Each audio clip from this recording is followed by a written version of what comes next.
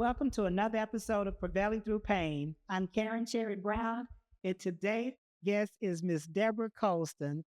Deborah, I'm so excited to have you here.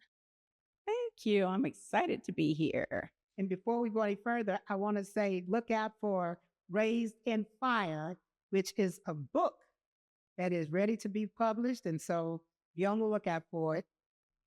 So, can you tell us a little bit about your humble beginnings? Because as I see from the cover of the book, the little girl in the swing, and I know this is also the home where you grew up, right? Absolutely. That's the actual home that I grew up in. I grew up in New Bern, North Carolina. It's a small town on the coast of North Carolina. It's very small between Cherry Point, North Carolina, and Camp Lejeune, North Carolina. It's right on the coast near Atlantic Beach. I grew up in a family of 7. There were 5 children, my mother and my father. My mother was a nurse. My father was a government worker. So, yeah. That's a big deal for saying for someone that's a little more seasoned, because we know those jobs were hard jobs to come by. Yes. And a lot of us didn't have those types of jobs, and even know those types of jobs were available to us. So Yes. My father was a veteran, and so he worked a civil service job, if you will. The kids thought we were the rich family. So by all, you would think we were the rich kids. Yeah, look from the outside looking in, but it was very different. so tell us a little bit about your childhood. So my parents, they were, I guess, the average couple, from the outside looking in. But my dad had some issues. He had been raised by a single mother. His father died when he was 3. He died in an automobile accident. So his mother raised him alone. She raised him working in white people's homes, cleaning up. She worked in nightclubs at night. So he was often left alone and taken to these nightclubs with her. So his respect for women just wasn't there. He didn't have a lot of respect for women.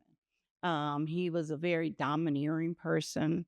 He was not very nice to my mom. He was abusive to my mother, physically abusive, emotionally abusive, mentally abusive. So they often fought a lot. They had verbal arguments and physical fights. So I grew up in a house where there was lots of abuse, which is where the title for my book came from, Raised in Fire. They fought a lot. In fact, every summer we were like a band of gypsies, just packing up our clothes. My mom would leave him and we'd go and live with our grandmother. And just in time for school, we'd move back and the fights would begin all over again. So that's how our life was, back and forth. There were 5 of us and we were back and forth. So what was your teenage years? Well, my teenage years were pretty much the same. They just stayed together. Yeah, they just stayed together. They were putting up with each other, and he was controlling. And my mother had temper. Mother was half Indian, half Cherokee Indian, and she had that temper of an Indian. So she'd fight him back. She wasn't a docile person at all. She'd fight him back, and they'd have these battle royals, and that's just how it went. And so, my dad was a Rolling Stone. Dad was a very debonair person, and he was a woman's man, and he'd be out and doing things. And so my mother always heard that he had a child out there. So there was a guy that I went to school with in high school, and he had come to my house when I wasn't there, and he asked me to go to prom. And he came to the house to ask me to go to prom. And I wasn't there. You went to school with him, didn't you? Went to school with him. I knew him. He was a basketball star. So he'd come to my house and ask me to go to prom. And so my dad was there. I wasn't there. I was working. And I was 17 at the time. And my dad told him he couldn't come back to the house. He wanted to know why. My dad said, "Because you're her half brother." So that was devastating to him. Of course, devastating to me when I found out. And So did your father tell you, or did he tell you, the youngest boy?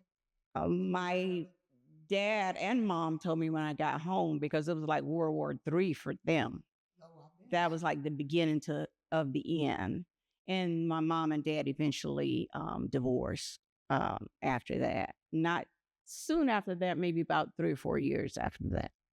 And he soon found out that his dad wasn't in Florida, like his mom had told him all his life. Right. So it was just a lot. It was a lot to take in. For a Yeah, teenager. yeah. And Look, you almost had a prom date. It's a good thing he came to the house to ask. exactly, yes. And to this day, he and I are friends now.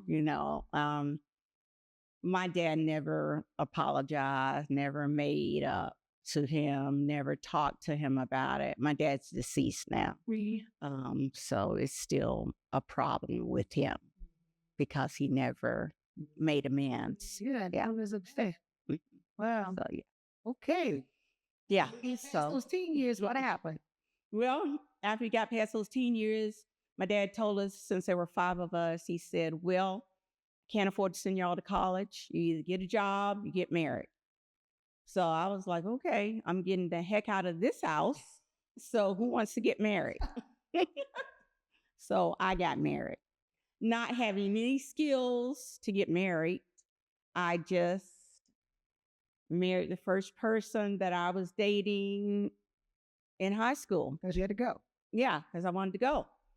So it was a person that I had been dating.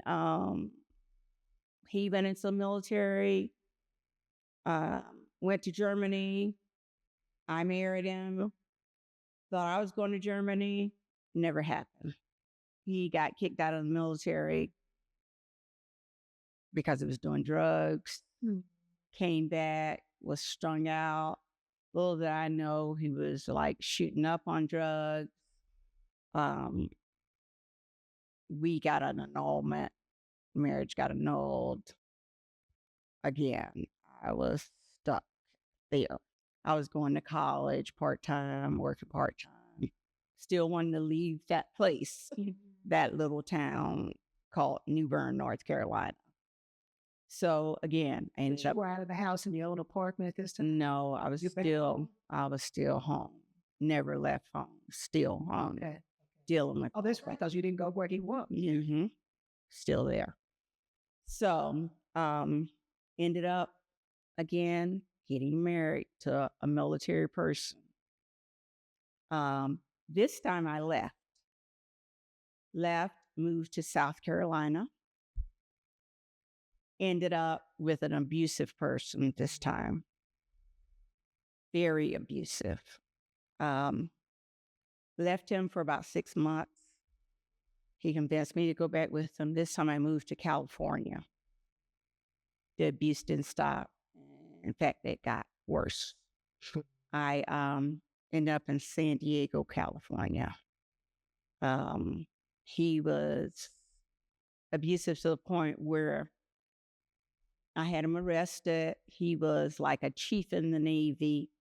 At this time, I'd had a child, my first child. Excuse me. Mhm.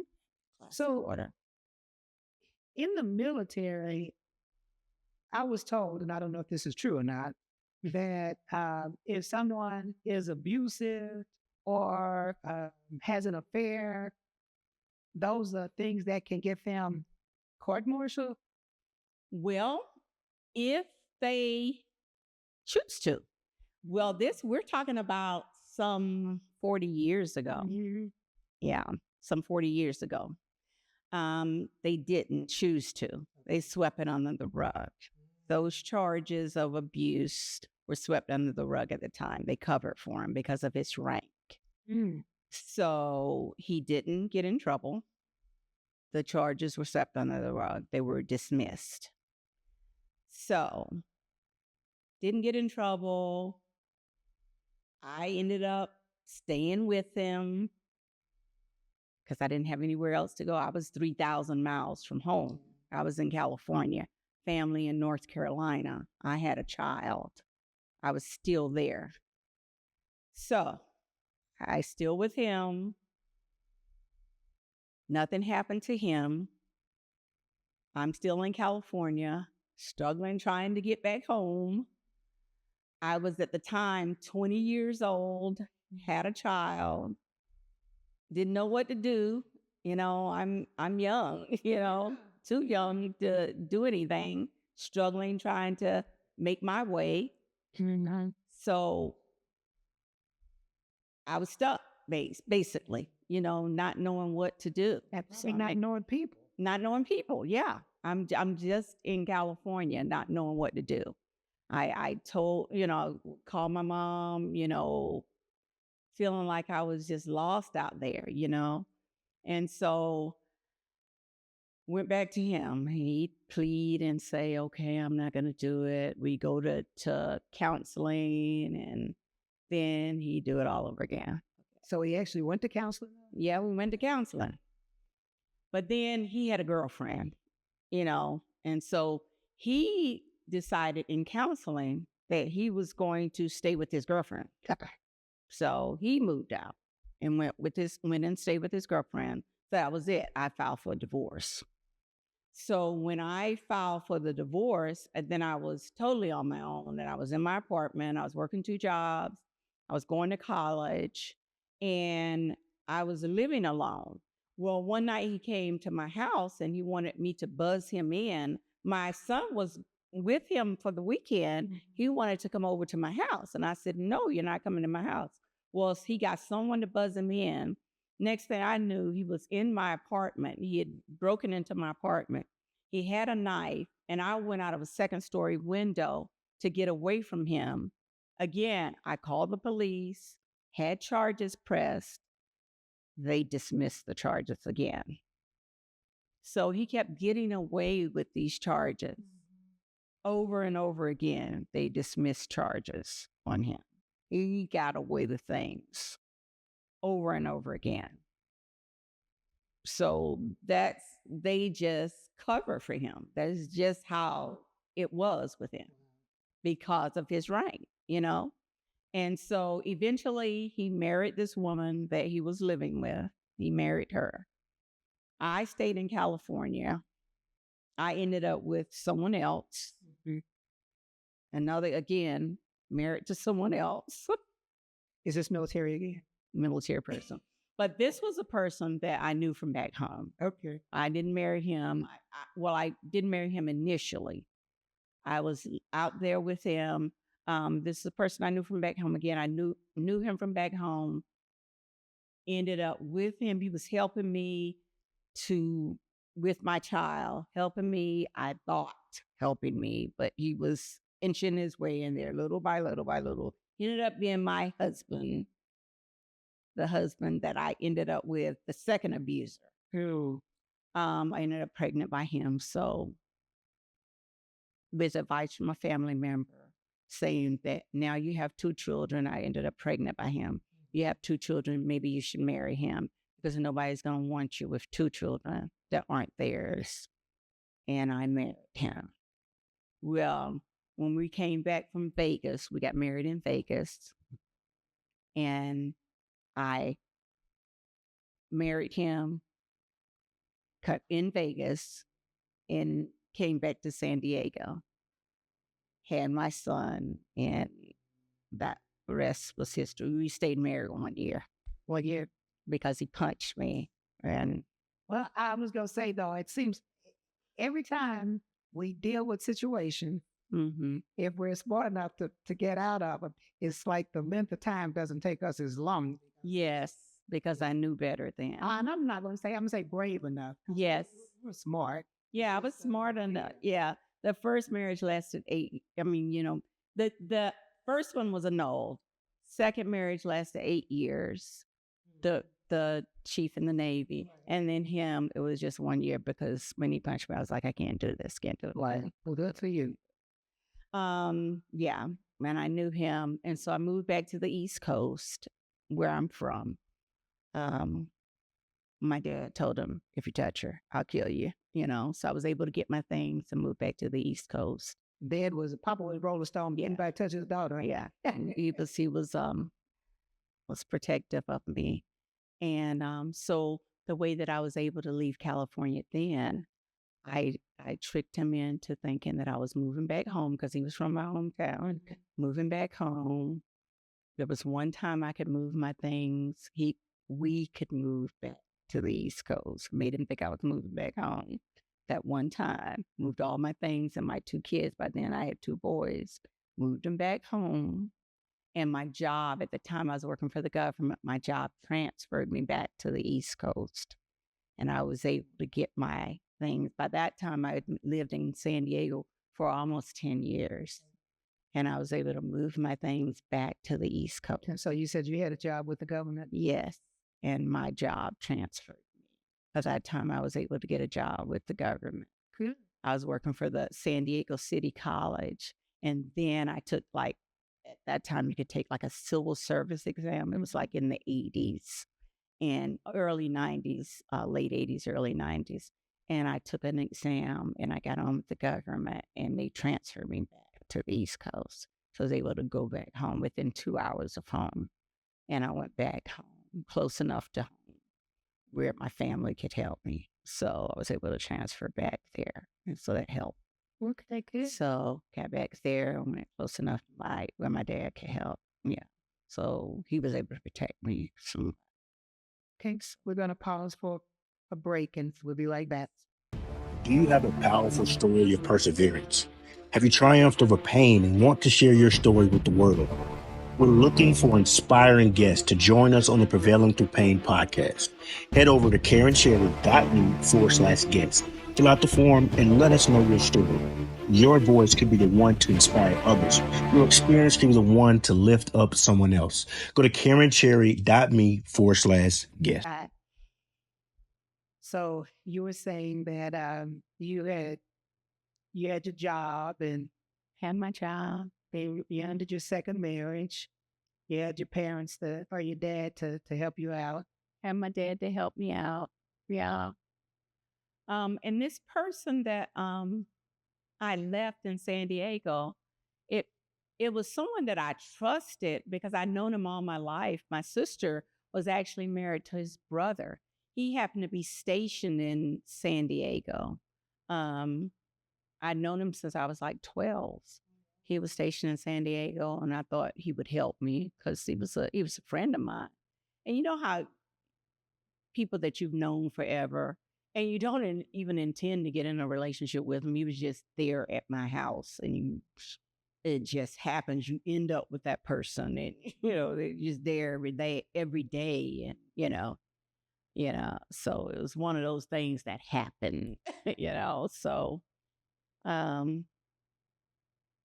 we ended up together, and then when we actually I knew we should have never gotten married.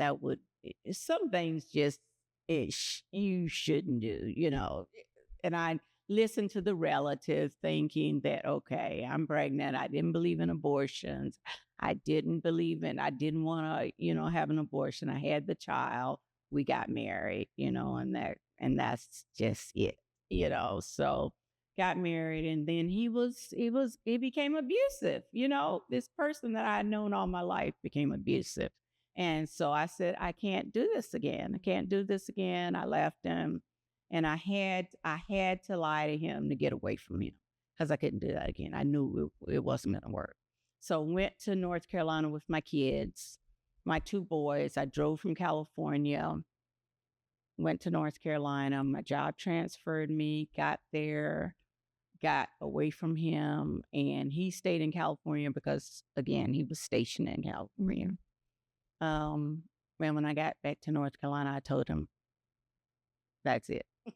Not going to be with him. I want a divorce. And of course, he didn't take that too well, but my dad stepped in, and that was it. So, yeah. But his thing was, I left him for somebody else. And that wasn't the case at all. I left him because of him. I think ego, they have to feel Mm-hmm. couldn't just be me. Mm-hmm. Yeah. Couldn't just be because I was abusive. 'Cause I was no good. Yeah. But anyway, yeah. And so when I got back there, I met my current husband, who I've known for no, he worked with me at the I worked for the Federal Bureau of Prisons. That's where I transferred back. The Federal Bureau of Prisons. Although he's a veteran, he's a veteran, but Federal Bureau of Prisons, we were correctional officers together. And I wasn't looking for anybody, but he was like an officer there. And what did he say? Would your boyfriend mind if I took you to dinner? I'm like, please, no more. I don't want to be bothered. He came up to me. He weighed probably $105, 130 pounds, like rose-colored shades, kept coming back. Would you like to go to dinner? No, I don't want to go to dinner. I don't want to be bothered. I've been through hell and back, and I don't want to be bothered. And so he kept coming back. We went to dinner and, talked, and I told him all the things and what I had been through. My story seems really short, but we're talking over a period of 20 years. I first got married when I was 18, and we're talking now, it's probably 32, 30 something by the time I transferred back to North Carolina.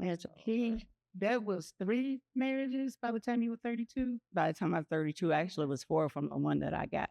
That's a lot. Well, actually it was 3. It was 3 by then. It was 3. Yeah. No, I'm saying Pop said marriage. There's a lot of marriages, but I'm saying a lot to go through. Yeah, a lot to go through by the time I was 32, and 2 abusive marriages, really abusive marriages. Yeah.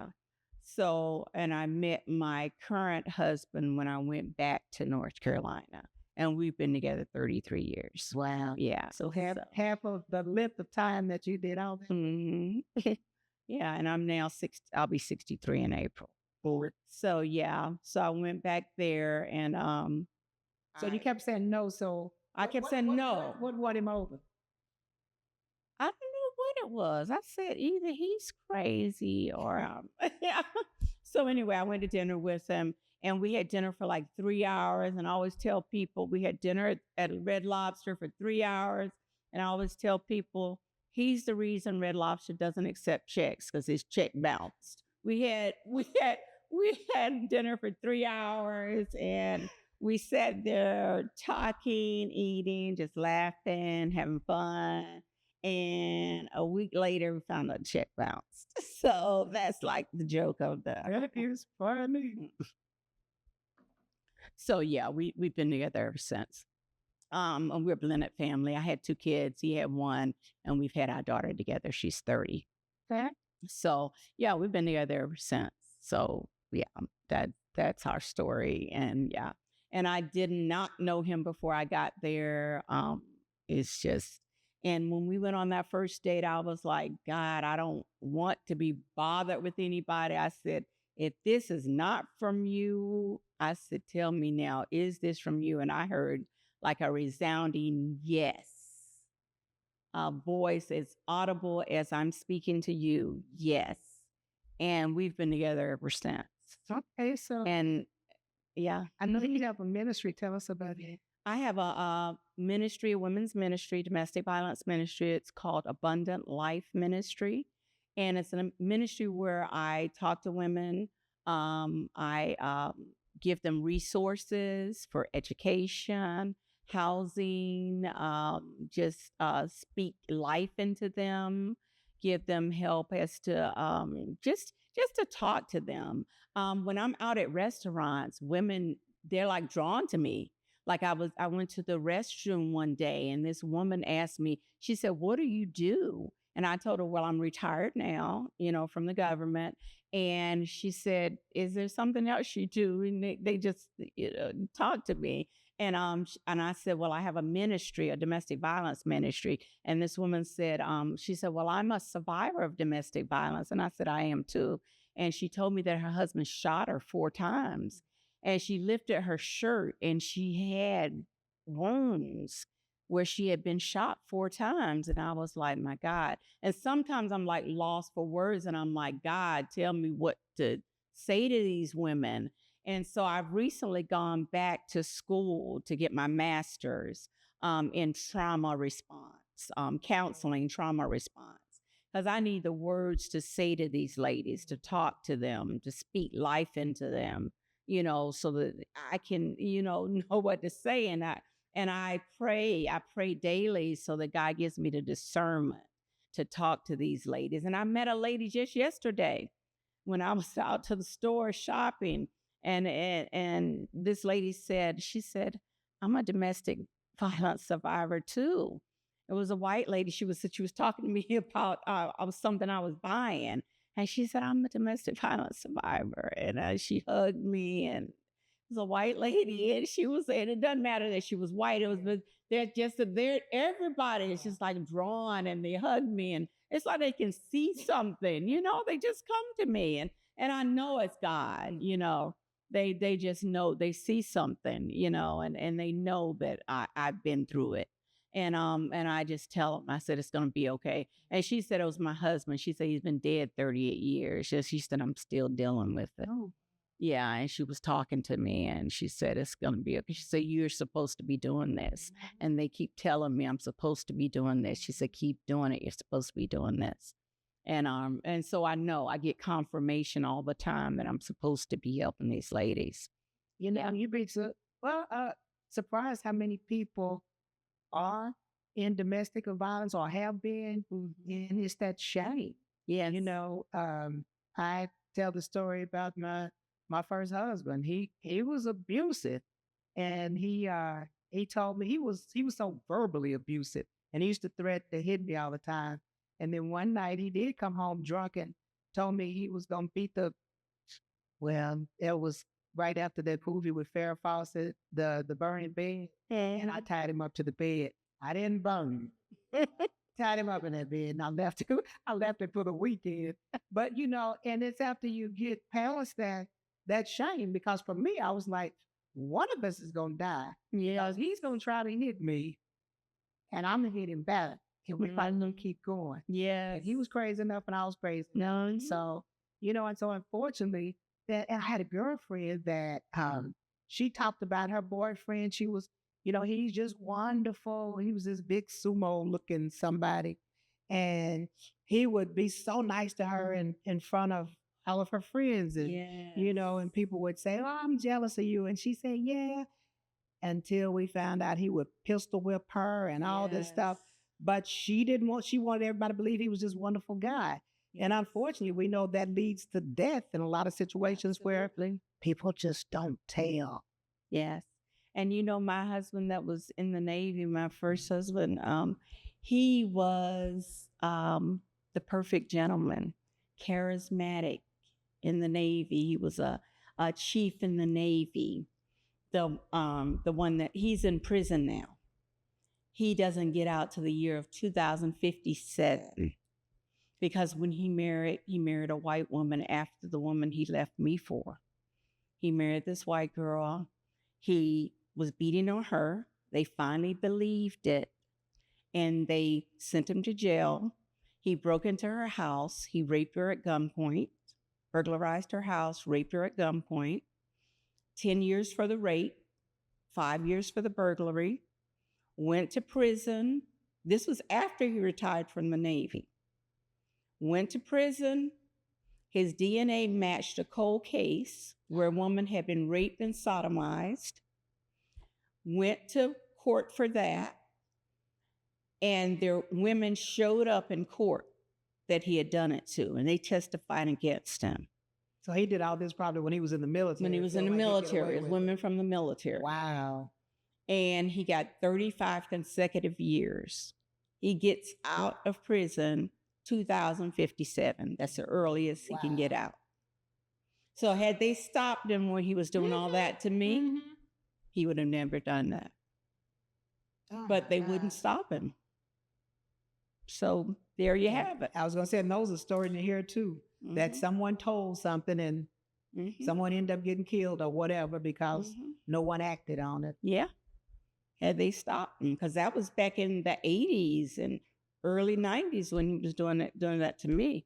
But over all these years, All these women in the military, these young girls that he was doing that to. You know, they came and testified against him. He was representing himself on that cold case. And now he sits in prison. So how can our viewers find your ministry? They can go online. They can go online and they can find me under Abundant Life Ministries and Workshops. I have conferences, I have workshops, and they can find me online. I have a website. They can find my book, Raised in Fire. It's going to be in Barnes & Noble, on Amazon, and you can find me that way. Okay, well, thank you so much for being a part of our show today and for sharing your incredible story. And just keep that light shining that people see when they see you, to ask you what it is about you. And I have to say, that's the same way I felt. I remember when the first time I told you, I told you reminded me of someone, but I told Ken, I said, I just love her because you just have that welcoming spirit. And so it is real. And I love people, and that's what it is. It's the girl that the publisher, when we finished my book, she asked me, she said, are you mad at God? Because recently I've been diagnosed with a traumatic brain injury, and it's caused me to have cognitive impairment, which causes me to forget some things. And it's from all of the abuse, the domestic violence. And she said, are you mad at God for that diagnosis? And I said, no. I said, because God saved me and he kept me for such a time as this so that I can help these ladies, so that I can be here, you know, because I could have been dead, especially when I jumped out of that second-story window to get away from him. You know, he saved me for a time as this, and I'm still here. And I know I can save women, and I can be here, you know, and if I can save one person, it's worth it. Yeah.